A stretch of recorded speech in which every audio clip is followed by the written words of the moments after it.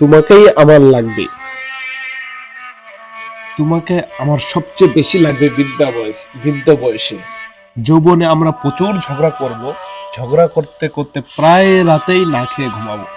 বিছানায় দুই দিকে দুজনে মুখ করে শুয়ে থাকবো, কেউ কারোর দিকে তাকাবো না, কথাও বলবো না।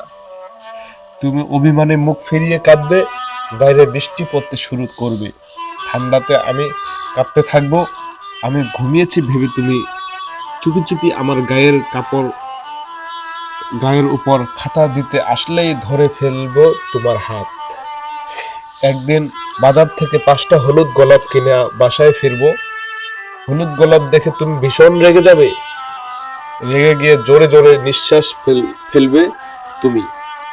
আমি তখন বুক পকেটের কোণা থেকে লাল টুকটুকে একটি গোলাপ বের করে তোমার হাতে দিব। তুমি আচমকে হেসে ফেলবে সেদিন। একদিন অ্যাক্সিডেন্ট করে বাসায় ফিরবো, আমার কপালে রক্ত দেখে তুমি কেঁদে ফেলবে খুবই। রাত জেগে জেগে আমার বিছানার পাশে বসে থাকবে তুমি। তোমাকে টেনে বুকের উপর নিয়ে ঘুমিয়ে পড়বো সেদিন। একদিন আমার মোবাইলে রং নাম্বারে ফোন আসবে। তুমি ফোনটা রিসিভ করে একটি মেয়ের কণ্ঠে শুনে মন খারাপ করে বসে থাকবে। অভিমানে সারাদিন আমার সাথে কথা বলবে না।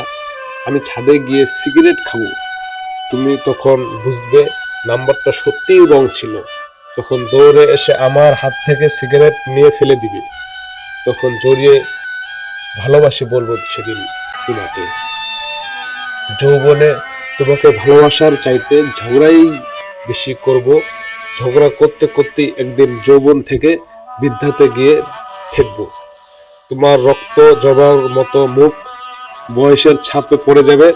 আমার মাথার কালো চুলগুলো সাদা হয়ে যাবে, চোখে ছানি পড়ে যাবে। চশমার আড়াল থেকে সেদিন ঝাপসা চোখে তোমার দিকে তাকিয়ে থাকবো।